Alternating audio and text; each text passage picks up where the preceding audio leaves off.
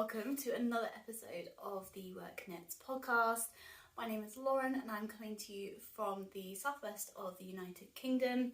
If you are a new viewer, thank you so much for checking out this little space on the internet, and if you're a returning viewer, as always, thank you so much for your support and spending a little bit of time with me here. So today I'm going to be going through mainly works in progress, if I'm honest, and some are kind of closer to completion than others. I'll also share with you some sewing progress, and then for those that are interested, a few yarn acquisitions, some of which will be linked to some works in progress. So very excited to be touching base with you all. I would also like to give some more information on the yarn festival that I'm attending in a couple of weeks' time. But full disclosure, we booked the tickets quite a long time ago, and since then I haven't looked into the details, so I'd like to wait until I've had some time to research that and then maybe do a short kind of ad hoc episode in the next kind of 2 weeks to cover that in more detail. But for those of you who didn't watch my last episode or the video in between, just a reminder that we have a giveaway going. We are working up to 500 subscribers, and when we hit that, or if we hit that by the 20th of April, then I will pull a winner ahead of attending this yarn festival, and we'll contact the winner to ask them about their colour palette, and we'll pull together a prize based on that colour palette from the festival. This giveaway will keep running until we hit 500 subscribers, so if it's after the 20th, I will find another occasion to draw together the prize. But yeah, you can enter by commenting on any video from the first episode that I launched the giveaway, which I think was my last podcast episode. Any video from that one until the 20th. If you comment, and it can be any comment, it can be telling me what you're looking forward to knitting, it can be feedback, it can be just saying hello, introducing yourself, whatever you would like. Comment, subscribe, and I will use a random comment picker, so enter as many times as you wish. So on that note, I am going to get started with some works in progress. I've got a cup of tea. I hope you have something lovely to drink, and that maybe you have some knitting or some making, or you're just going to take some time to be still. But either way, let's get into what I have been working on. Quick sip of tea first. Okay, so I'm going to start with a whip that was on my needles last time we spoke. So I was working on a second pair I've knit of my Time to Decompress socks. This is a pattern that I have launched in February/March time. My first sock pattern that is out on Ravelry. You please do contact me, by the way, if you struggle to use Ravelry and want to purchase a copy via another means, because I keep saying I'll get it up on my website and I just haven't had a moment. I will prioritise that over the coming weeks, but in the meantime, if you need a copy of the pattern, not via Ravelry for any reason, do let me know. So yes, the pattern is a colourwork sock pattern I'm showing you currently beside, that has got my beginning of round on it, but they are a kind of potato chippy colourwork sock pattern, at least that's what I hope. The colourwork is, I think, really simple but effective. It's simple to knit but has quite like an intricate look to it, using lice, flea stitch, whatever you'd like to call it, and then some kind of ribbing, almost like faux ribbing and colourwork with some other small details. For the keen-eyed amongst you, or those who've knit the pattern, you may notice I actually messed up on my own colourwork chart on this. I was knitting them on the train, and so I've missed a row in the chart. So I will just mimic that on the other sock, and this pattern here repeats on the foot, so I'll just make that all kind of match. These socks are worked with a heel flap and gusset. The heel flap is knit in double knit to give it that nice sturdiness but still stretch. And I'm knitting these for my partner, so I am doing these on a 72 stitch circumference on 2.5mm needles. I love using the little Chiagu 9-inch circulars, and then I'll use magic loop for the toe. And yeah, in terms of yarn, I think would be the other detail to mention, because you can kind of see where I'm up to. I've done the heel flap and turn, and I'm just working the gusset now. These are knit up in one of the crazy shoppable colourways. I purchased the yarn a long time ago and caked it up quite a long time ago, so I don't know the exact colourway, but it's kind of almost, it reminds me of like a tartan. It goes from kind of blues into reddy browns, and I will show you the cape so you can see kind of where the colourway is going, hopefully. There we go. And then I am using, so that's a kind of colour changing yarn, barber pole yarn that's going to go throughout the sock, but then as the contrast colour I am using Holst Garn's sock base in just the natural white. So I'm hoping these will still come across as, you know, relatively, I was about to say relatively masculine looking, and I think that's a bit of an unfair description. I hope these don't look too stereotypically feminine for my other half. I hope he will like them. We will see. But I wanted to try doing the bigger, the larger foot circumference and also length, and just, yeah, make him a pair of a pattern that I really love. So that is what I'm working on with those socks. I haven't got very far on those. They have been kind of my train knitting, but I've just not been knitting very much on the train. You will see from the works in progress I'll be sharing, I've kind of both done a lot and not a lot in the last couple of weeks since I last recorded a podcast episode. It's been quite busy, and I've been having a hankering for new projects, which has meant lots of the projects I spoke to you about in kind of February time, if I'm honest, have gone on the back burner. And it's got nothing to do with the projects or the yarn. I love all of them. It's just been, I've just needed I've just needed to be able to start new things. I feel like I wanted that point where you select the yarn, you start the pattern. That's the excitement I wanted. But hopefully over the coming weeks, I will return to some of those other projects. My time to decompress socks. So then, speaking of kind of new projects and what I've been up to in the last couple of weeks, I spoke in one of my previous videos when I was going through my yarn stash and what I picked up when we were in Copenhagen. I mentioned I picked up 8 balls of Sandnes Garn Tresco, which is an 80-20 Norwegian wool nylon blend. And I got it in this kind of dark grey colourway. I've got 1 or 2 grey items, knitted items in my wardrobe, and I really wanted a darker grey. And then I had 2 balls of this yarn, which is the Rico Designs Superba Alpaca Luxury Sock. 2 balls of this, and one of them I had already started knitting into an asymmetric shawl, and I actually should have shown that in my long-term whips video, and I didn't. I think I just completely forgot I even was partway through it. Anyway, I'm actually unravelling the ball of that that's already been knit up because I didn't like where that shawl was going, and I'm unravelling it straight and then knitting straight from that into this. Now this is going to be a bit difficult to show, but let's do our best. Okay, what is this? So, I don't know how successful this will be, I'm going to be really honest. Shushing forwards. I don't know whether this will be a successful project or not, but it really satisfied my desire to cast this yarn on in this colour combination.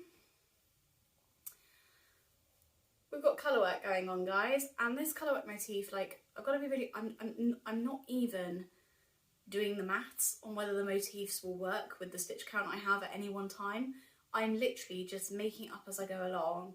I'm doing increases every 5 rows, and I'm doing it approximately every 5 stitches / where it works in between the colourwork. And we will just see how this goes. This is almost like doodling, like drawing, but in knitting form. And I'm kind of loving it. So there is at least one section of the colourwork I've done so far where it just doesn't work at the beginning and the end of the round, like it doesn't all like sit smoothly. So we'll see what I will end up wanting to do with that. But I do love the colour play of the 2 yarns together. The paler grey, which is the Rico Designs Superba Alpaca, has got like a fluff to it, like a slight halo, very different texture to the Tresco by Sandnes Garn. So yes, this is kind of where we're up to, as I said, like a doodle. I'm currently doing some triangles, and then, oh, that's what I had done, and then now I think I'm going to do some kind of like bars, almost like bricks, and kind of shift the placement of those each round. So I'm kind of doing 2 rounds the same, shifting the placement, 2 rounds the same, and let's just see how far I go with that. It's currently got 2 sets of needles attached to it, 1, 2, because I didn't have the headspace to even be thinking in colour work the other day, and so I picked up the neckline thinking, let's just do the rib for the neckband, but then didn't really get very far. But yes, this is how this is looking so far. I will, do you know what, I would say I'm going to write down exactly what I'm doing at each stage with this colour work doodle, but I'm noting down the stitch counts I get at each point, but I'm not noting down what I'm doing with like colour work, because that's just part of the joy of this for me. This is not designing, this is not following a pattern, this is not, it's just about playing, and I'm really enjoying it. So if anyone else has knit colour work sweaters before, I wouldn't advise this for your first one, but if anyone's knit colour work sweaters before and just is really excited about a yarn combination and feels like they might want to doodle, I cannot recommend this more. Yeah, love it. So I will keep you posted, guys, but this is where this is up to. So I've been doing this in a couple of evenings in the last couple of weeks. Yeah, okay, that's one project. Put that over here, take another sip of tea.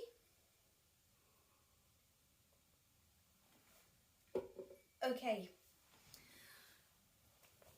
Another project, and this I think links quite nicely into some acquisitions. So I mentioned in my last podcast episode that I was heading to London for the day, or like I was heading into London and then I had like a day off that I was going to use and I was going to go yarn shopping.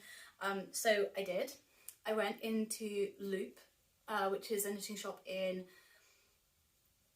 it's very central in London in the grand scheme of things, but it's kind of more towards the northeast of London. It's up in Angel, like Islington area, and it's a beautiful shop. It's in a beautiful little side street. It's got cafes around it. There's lots of other creative businesses, and the shop's been going, well, at least for as long as I have been a knitter, so approximately 10 years. But you can Google and look exactly and probably correct me if I'm wrong. But it's spaced out across two to three floors, but 2 that I think most people are, customers are allowed in. And the kind of downstairs, they've just split it into, I don't want to get this wrong, and kind of, but my impression is they've kind of split it roughly into like fingering weight and embroidery and hand dyers downstairs, and then there's some hand dyers but more of your kind of mohairs, chunkier yarns, Fair Isle knitting yarns all up on the 2nd floor, where they've also got some sofas. They've got loads of knitting accessories and notions, all sorts. And it's just a real like burst of colour. Like if anyone follows me on Instagram, you might have seen in my story, I posted my visit to the shop, and it's just beautiful. It's such an inspiring place to be. So I, a little while ago, bought from Loop a ball of Gepard yarn in like a navy mohair. It was mohair in a navy colourway. And then I also bought some Lang Yarns Jawal sock base. And I always wanted to knit that into like a kind of raglan slim fitting top that I could wear with jeans or with work trousers or shorts, whatever, like kind of semi-smart. And I've had this idea in my head for ages, and then I just haven't then actually gone and done it. I've not realised the idea. And I also knit, so I then ended up knitting the sock yarn into, what did I knit that into? I think that's currently a cowl that I'm then going to frog. And the blue mohair I'm knitting into a pattern from the Knitting from Fair Isle book that I've shown you all in my favourite knitting books ad hoc episode that I've just posted, and then also I think I ran through that as a long-term whip. So I've kind of reallocated the yarn, and that's meant I've never kind of got to doing the projects that I've been picturing. So I've purchased, I hope that wasn't really distracting me putting my hair up. So I've never really got to the project that I pictured until I went back to Loop, purchased more of the Lang Yarns Jawal Superwash. And I've got, it's a 75% virgin wool, 25% polyamide base. You get 50 grams per ball. I've got this in the colourway 83.0034. And something quite sweet about them if you are using these balls of yarns for socks is, as you can see just below the name on the label there, they come with a little little reel of yarn for like reinforcement of whatever you want. So reinforcement of heels, you can hold it with the main yarn for toes, you could use it for repairs, all sorts, but it's really nice touch. So that comes in the middle of the ball that you're knitting. So what is it that I'm knitting with this? It's a good question. Let me show you.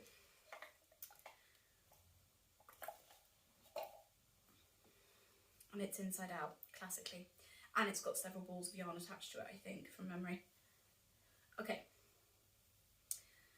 I am knitting a stripy top. Ta-da! And it's going to be a little bit difficult to show, but I've done maybe 4 inches past the sleeve separation. So as you can see, stripy, not with mohair this time. I instead picked up, and I've knit all of the contrast yarn, so I've not got the contrast yarn to show you, but it was one of the Madeleine Tosh, they call them unicorn tails, they're like their minis, in their 100% superwash merino base. It's 52 yards or 47 metres for a little, does it actually have the weight on here? No, it doesn't. It doesn't give you a weight, but it just says it's 47 metres worth, and it was in the shade Glazed Pecan. I used their little unicorn tail, held with this silk thread from Ito, and it's their 1K1 or IKI. I'm not sure, the font there is a little bit tricky to read. It's 100% silk, 80 metres or 87 yards in the colour Camel. It is super fine. I don't even think I'm going to be able to, I don't think I'm going to be able to get that to show up, but there we go. It's beautiful, and what I really just wanted was that kind of a real depth to the contrast stripes, coming from using kind of multiple shades of yarn. I was going to use the silk on its own at one point, but I think it is just that little bit too fine, and I think particularly across like the top of the torso and the chest area, I think the top would end up being a little bit see-through in those stripes for my personal preference. So held that with the Madeleine Tosh unicorn tail in the colourway Glazed Pecan, and yeah, I have based the raglan shaping, broadly speaking, off the cast-on figures or numbers from the Pieces of Silver sweater, which is a sweater by Vera Valimaki, if I've got that correct. It's a pattern I purchased a while ago, and I started knitting the sweater, loved the pattern, but I just got my gauge and measurements a little bit wrong, so I frogged it. But I've used basically those stitch counts, that's what I was looking for earlier. It's got a really large raglan, so I think it's like six or 7 stitches in the raglan. And then I went back in and picked up the neckline and did a folded neckline. I've done something kind of funky around the sleeves too. So I did the raglan for, I'm going to say, a diagonal measurement of between 4 and 5 inches. And then I knit straight for a bit, and then I rejoined in the round. And then I've gone round the sleeve holes with a my 3mm crochet hook. I probably sound like a broken record because I'm doing this on all sorts of things at the moment, but I'm just really enjoying the finish it gives. So I went round and chained around the whole sleeve hole once, then I did a second row, and then on the third row I single crocheted only through the back leg of every like 2 out of 3 stitches. And what that's done is, it's because before the sleeve cap was kind of rolling up slightly, what that's done is just kind of pulled the sleeve in and kind of really made sure that it's going to sit nicely on the shoulders. So yes, I have got only that much yarn left, and this is looking a wee bit short at the moment. That being said, I can roll it down way past camera. I think this is going to be incredibly cropped, but the other thing I'm kind of hoping is that it grows, and I'm going to block it quite strongly. But worst case scenario, I can purchase another ball of the Lang Yarns Jowl, and just try and ask to get a colour from the same, get a ball from the same batch. We'll see. I did want to pick up 3 balls, but at the time in the shop they only had 2. So if I do get this whole top out of 2, which I know at the moment is looking a little unlikely, but if I do, that will be an absolute miracle. I'm just knitting in plain stockinette now. I have finished the stripes. Yeah, I'm really loving it. And needle size wise, that would be helpful. I'm knitting this on 3.75mm needles. I think I re-picked up the collar in 3mm needles, so that then matches the 3mm crochet hook I use for the sleeves. And I think at the hem I will probably again transition to 3mm needles. I think I then may have even, I did 3mm, knit 5 rows, and this is for the neckline, sorry, I knit 3mm, knit 5 rows, then I dropped down to a 2.5mm needle for just 1 round, and then went back to the 3. And for me, that really makes the folded neckline sit inwards into your neck rather than kind of standing up and proud. So I think kind of a summary here, not only am I actually bringing to life an idea that I've had in my head for a while, which is these quite chunky stripes with the contrast just being 1 single row, bringing all that vision to life, but I'm also really challenging myself on perfecting some of these finishing techniques, including this slightly newer crochet finish that I'm loving at the moment. So it's been a really good experiment. I have knit all of this since my last podcast episode and since going to the shop, so a decent amount of knitting there, but it's been the perfect kind of potato chippy knit. So really loving it. Here we go. Okay, oh, final thing I'll mention, well, before kind of going on to, final thing I'll mention on this project before I go any further, is whilst at Loop, I picked up a set of the Knitting Barber cords. Now, I've seen these being mentioned on a couple of other podcasts, and I'm sorry if I'm foraying here too far into acquisitions for some people's liking, without enough of a heads up, but you'll have seen that the bottom of the top that I've just shown you is on a blue cord, and here's another one of them. So you get 3 cords, and essentially what you can do is onto the tip of your needle, so pretend that my jumper's on here, on this needle. Instead of before, I don't know about everyone else, but before I was getting like a tapestry needle, putting some waste yarn into the needle, and then I was basically like slipping stitches from one needle onto my tapestry needle, and then having to like thread that needle the whole way through, and it just used to take me, I mean, it wasn't awful, and I still would do it for, you know, certain projects, but what you do with these cords is you just literally shove them, and now that's going to be really difficult on camera, and I'm all nervous and fluttery. You push it onto the end of the needle like this, and then you just literally shove your stitches around. Shove's probably a bit of an aggressive word, but I just want to kind of articulate how simple it is. You literally just push your stitches around onto the cord, and then just unplug them off the end of the needle, and then you can knot them loosely, like this. You can do what you like, but then they stay on hold, and you can try things on, or you might just be keeping them on hold for a while. But when you then want to put things back on the needle, it's not this really like faffy, slidey, pulley, picking stitches up. You just literally shove the cord onto the end of the needle again and then push them back round. So I just thought I'd flag that's what I've been using. I need to try this top on to see, even before I block it, like how long it's going to be, and figure out if I need to order any more of the sock yarn. But yeah, just thought I'd flag at this point how useful I found these. Maybe if people would like it, I can do an episode on my favourite knitting notions and accessories and tools, but these are a new favourite. I really, really, really like them. So those are the Knitting Barber cords. I got them in the blue colourway, and I'm really enjoying using them. Right, I'll pack this project away. I think, given that we've already started slipping into acquisitions, do I go into acquisitions now, or do I finish going on like knitting works in progress and then sewing? Decisions. Okay, I'm going to stick with knitting for a moment. I'm going to try and leave acquisitions right until the end, because I know not everybody loves them. Okay, Another work in progress, and this also should have been in my long-term whips video and wasn't, so apologies. But another long-term whip I have is a blanket, but it's a blanket that is currently in loads of teeny tiny pieces. Okay, so I've got loads, sorry they're curling because they've been in a bag, but I have got loads of these teeny tiny triangles. These two are sewn together already up the middle, but I've got loads. I mean, literally, I reckon I've probably got about 50 here.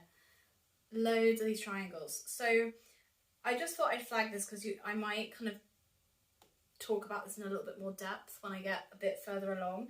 But around Christmas time, I try and knit up like those tiny little nuggets of yarn you've got left. I mean, these are literally used, I want to say like not even 5 grams, like really small nuggets. And I just knit them up into these tiny triangles. I knit them on 2.25mm needles. I've got a pair of like DPNs that I tend to use just because I don't use them for anything else. And I just cast on 30 stitches using just what is a standard cast on? Nothing fancy, like the most basic cast on ever. And 30 stitches, and then in one direction I knit 2 together in the last 3 stitches, then knit 1, turn, knit the whole row, and then just keep repeating that until I'm down to 3 stitches, and then I just cast those off. And they are so quick, they are so satisfying. My aim is so I started sewing them together thinking that I was going to do a colour next to a grey and then make squares and then sew all the squares together. I've actually since modified my thinking, so I might end up taking these squares apart, so they're 2 triangles again. But the basic idea I think I'm going to go with is like a rainbow transition. I love my yarn board and having the rainbow on the wall, it just gives me so much joy. So I think I want to do that in blanket form. So this is going to be a kind of years and years and years project, I think. I'm just currently kind of storing them all in like a little drawstring bag I made out of a old pillowcase or something. But yeah, this is my pile so far. So maybe towards the end of this year, I will group together what I've got in each kind of colour bracket, and we can see where we go from there.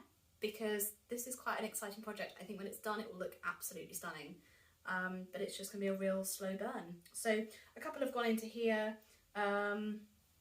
There's this one that I knit recently. This is a hand-dyed yarn by Ushatita. I don't know the colourway because I was given it as a tiny nugget scrap from my mum who weaves. Just had it left over. It's beautiful. It's like sunshine. And yeah, that was one I did this week. And I think I did one other, but I'm not sure where that one is. My phone was beginning to flash at me saying storage, storage. So we've taken a quick pause, but we're back. So that was pretty much it on that blanket project. As I said, I will try and keep you kind of roughly posted.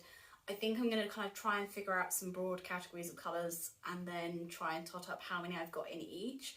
I think the end product isn't necessarily going to have the same number of triangles in each category because it's going to kind of grow organically based on the other projects that I'm doing and how the kind of scraps from those feed in.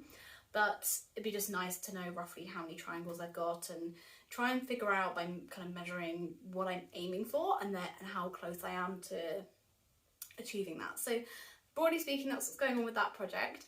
I'm going to quickly dive into sewing projects, hoping that my phone continues to have enough storage, and then I will come on to yarn acquisitions.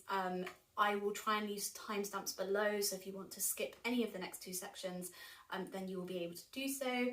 We have a guest appearance from BB, my little kitten. Hello. Okay, so sewing projects. It's been a little while since we spoke, but I just wanted to update you that I have, broadly speaking, finished my embroidery that I was doing. As per my last email is what it says. This was a pattern from the Get Stitch Done company that basically provide instructions, including colour codes for the yarns, and then you bring your kit together. So they just kind of give you the pattern and tutorials on how to do different stitches. So you might be able to see there are still some outlines of a couple of leaves that I haven't embroidered. I don't think I'm going to embroider those ones. For me, the balance of the current image is perfect. I think to have a third here and then a couple up here, for me, would then start skewing it. These look like they're not coloured in, but they are. So I just need to use some heat to get rid of the marker that I drew those out with. But yes, really delighted with this. I need to then kind of press it, and then I am going to trim it and then frame it. So I'm really looking forward to that. So I thought I'd update you on that. Very exciting to have that almost done. So that was a very brief sewing update. Dipping below the camera, and one that you have not seen before. If I grab my bag, my phone is still flashing at me, but let's just see what we can do. So, another project that I have, I have always wanted to sew myself a quilt, and I have attempted to before in a kind of cheats way of doing it. I've tried getting kind of like 2 pieces of fabric, sandwiching some wadding in between them, and embroidering kind of designs over the top of them, and that is a legitimate way of making quilts, but I wasn't doing it properly, so I didn't like the outcome. So now I'm going right back to basics and doing a really traditional method, which is the paper shapes embroidery, hand embroidery method. So I have got a selection of fabric from Melody Miller, which I think the designer puts those of their patterns on rubystarsociety.com. It's 100% cotton. It is made in Japan. And I have got a kind of caramel coloured fabric with these white tiny little like flowers or star shapes, and then I've got this white fabric that's got gold metallic dots on it, and I, as you can see, have made a flower here. And first you cut up the pieces, and then you hand tack the piece around the paper shape. So I've got loads of these hexagon shapes, and then I'm hand sewing all those hexagons together. So I'm hand seaming all of these. So it's going to be very slow progress, but I am loving it. I've got one flower here that I've now dropped on the floor, and then I have 2 flowers conjoined and then 1 piece on its own. That's how far I've got. And then I'm going to keep making these flowers, and then I've got a light grey fabric to do a border, and hopefully have enough to also then back the piece, so that the back and the border will be in grey. So, another sewing project. It's not the dress that I think everyone's hoping I will get finished soon, and it is not the top that I suggested I might make, but it is some sewing and I am enjoying it. So hopefully you guys find this interesting. Do let me know if you'd like me to share more on this particular piece and this project as it evolves.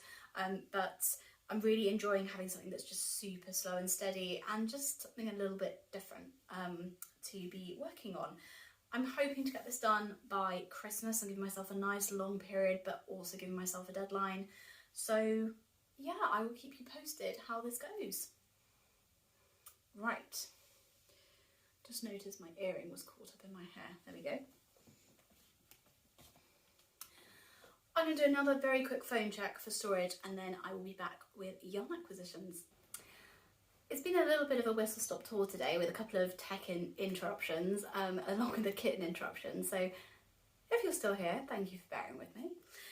As you're probably getting a sense if you've been watching a couple of these podcasts, like everybody else's life, mine is a little busy, and I'm really enjoying producing these podcasts alongside other things that I've got going on.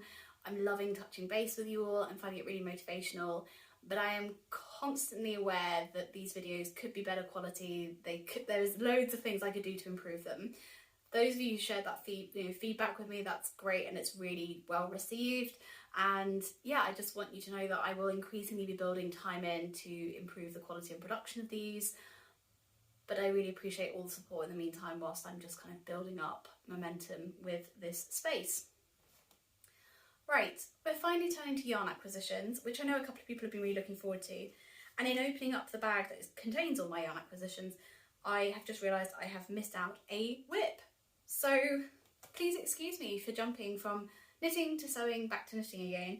But very briefly, you may also remember that I was working on a dicky, a bib, a collar, whatever you might want to call it. I think last time I had got to a point where I was about to separate for the kind of shoulders, and I'm there, and I've done it, and I'm also using another one of my knitting barber cords.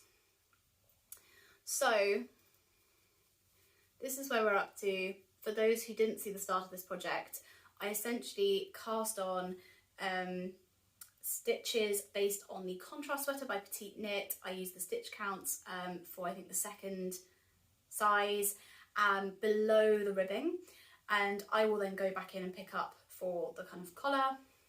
I have then created my own cabled chart, which involves a large, I think there's loads of names for this particular stitch. In the book I'm using, it's called like an oxen cable. So it's got this kind of round medallion shape with then some seed stitch in it. I've then got a 9-stitch plait each side. Then I've got what they call, the stitch dictionary I've got calls a fancy rib. Essentially it's a knit one, slip one, knit one. And then between that and the saddle shoulder, I've got a 6-stitch plait followed by what will be another fancy rib. And then it's the same on the other side. So I have split for the front and back. I've put the back, well, one of the sides, and the shoulder, saddle shoulder stitches onto one of my barber knitting cords. And then I am just knitting flat down one side. The reason I paused on this whip is because the stitch dictionary I'm using only gives me instructions for knitting the charts flat. I had then converted them to knitting in the round, and I'd also been starting each of the charts at slightly different points as my stitch count increased across the front. I basically need to get the book back out. I need to convert to knitting flat again, but the other thing is that I was trying to make it so that all the cabling was happening on the same row for all the charts, but I couldn't do that. So what I'm actually having to do is continue to follow the worked flat instructions with the cabling stitches all being on different rows, including sometimes on a purl side. But if it does land on a purl side, I'm then having to flip my knitting temporarily just for the cable, do the kind of manoeuvring of my stitches but not knit them, but just change the order of them, then turn my work back to purling, and then actually make the new, purl them into their new stitches. I don't know if this is making any sense, but it's just taking a little bit of flipping things around. I'm still really enjoying it. I'm really excited to get it, to get the finished product too. But it's just maybe not a very portable knit, and it's a knit that requires a lot of brain power at the moment because I'm reading off several charts and trying to write the instructions. So yeah, but definitely worth it. The yarn I'm using, for those interested, I don't know how well it's shown up. There we go, beautiful on camera. This is Ad Tir, if I'm pronouncing it correctly. It's the yarn produced by Kate Davies Designs. This is their Glamade colourway. It's kind of an Aran worsted weight yarn. There's 65 meters to 50 grams. It's 60% Highland wool, 40% alpaca, so it's got this really beautiful roundness and drape. It's a worsted spun yarn, so it's got like a smoothness, and like the stitch definition is beautiful, and it's perfect for cables. It's also though got like an ever so slight halo, and that halo is kind of a different colour to the main yarn. It's almost like a goldy green halo of these kind of whispery fibres. It's really beautiful. I can't speak highly enough of it. I think I bought 4 skeins, so 200 grams total. I will try and work this project so that I use all of that. And then I've also got 4 skeins of the same yarn, same base, but just in a light grey colourway. So I'll see if I make another version of this in grey, or if I do something slightly different, but really loving this. It's just making my heart sing. So very, very happy. There we go.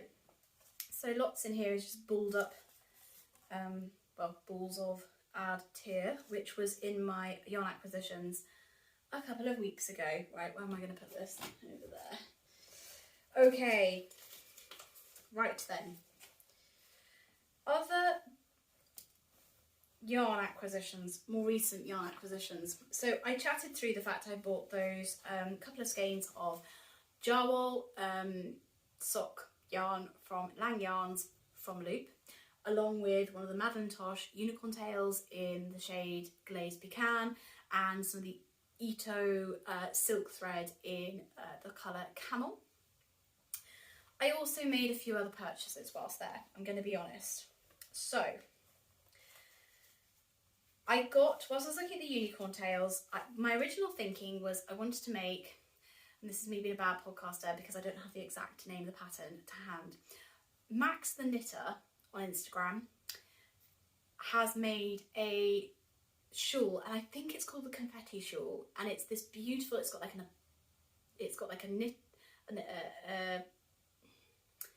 as you go I-cord edging, it's triangular, and then it's got these little coloured blocks, just kind of literally as if someone's thrown paper confetti over a light grey shawl in his sample.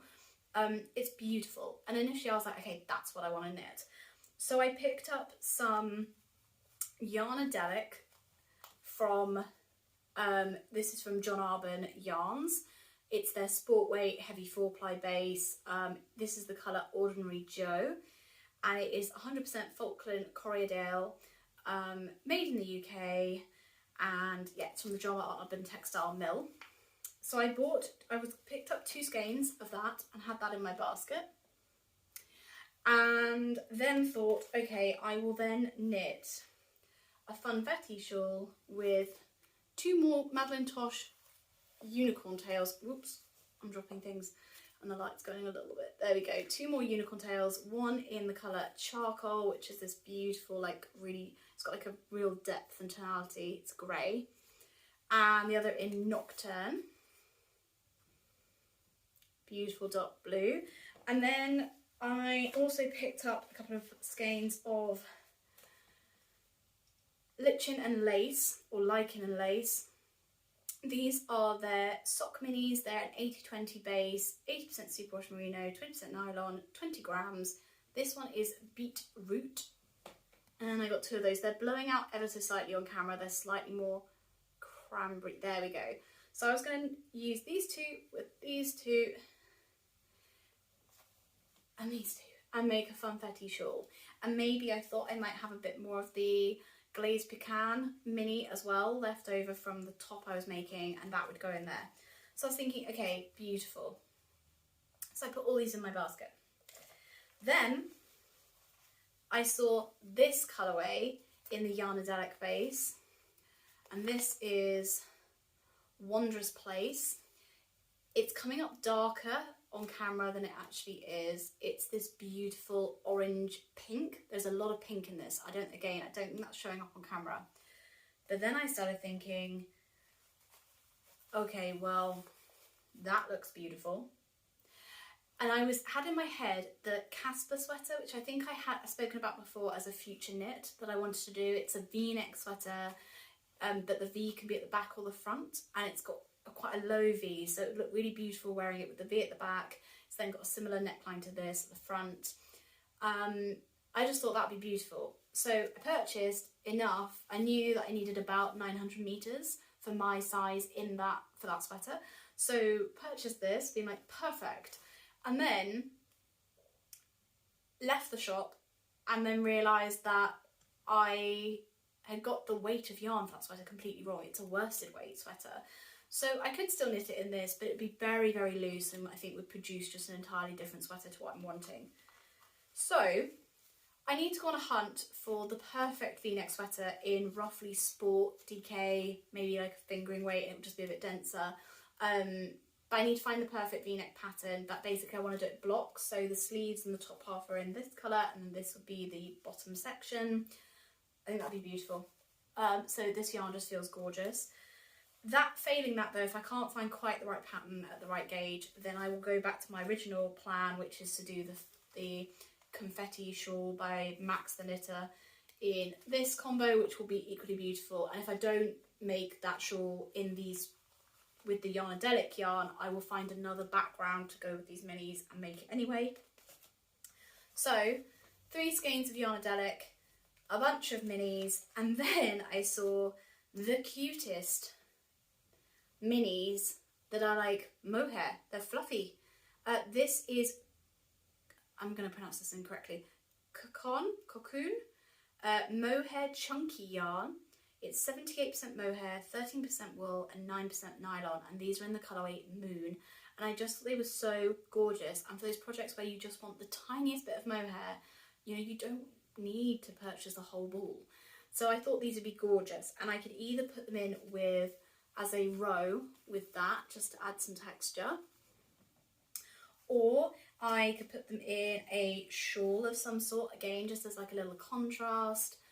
We will see, but I just, they were too exciting to pass up. So yeah, loads of minis and then some sport weight. That was my acquisitions, and I got the Barber knitting cords whilst I was there because I'd seen them, didn't know that Loop stocked them, but really wanted to use them and to kind of try them out for my projects. So yeah, that was my acquisitions when I was at Loop. I will take a photo so that it's up on my feed somewhere. And I will let you know and keep you posted about knitting plans around a V-neck sweater. As always, if you have any suggestions, please feel free to drop them into the comments. I know there's been comments suggesting that I knit a Lento sweater. There's been comments so far also recommending, there's been a couple of patterns actually that have been recommended, really good ones. I'm gonna have to go and look again. And also I've been so inspired by some of the things that all of you have been knitting recently and hearing about what you're wanting to knit. I know someone viewing this is making a Wednesday sweater. People have been making some of the Lily Kate Makes designs. She's got some beautiful designs, really beautifully tailored. There's so many gorgeous patterns out there, and I think it's so hard for designers to get their stuff in front of as many people as possible with algorithms, etc. So if there are any patterns that you have really enjoyed or that you're thinking of knitting, do let me know, particularly in that kind of sport weight, that kind of vibe, that kind of weight, then do let me know. But I think that's going to be it for today, guys. I was speaking quite quickly, we rattled through a lot, but in summary, I'm both knitting quite a lot and not a lot. There are some projects that I really want to get back to. I really want to pick up my apples designs that I'm knitting up in pixie yarn. Which is beautiful. I just want some more dedicated knitting time, and it will come. It will definitely come. We are awaiting some exciting news regarding kind of where we'll be living, so I will share that as and when it's more concrete, but I think that's probably in the back of my mind. I want a couple of projects that will kind of see me through the period where that's all being actualised, but lots of kind of being on tenterhooks at the moment. So thank you for bearing with me if my talking speed has not been as calm as usual and if I'm a bit all over the place and scatterbrained, but thank you as always for coming to spend time. I hope that something of what I've shared has been inspirational, helpful or interesting, and as always, do let me know down in the comments. Would love to hear from you all. Happy knitting, have a lovely rest of the week. Bye for now.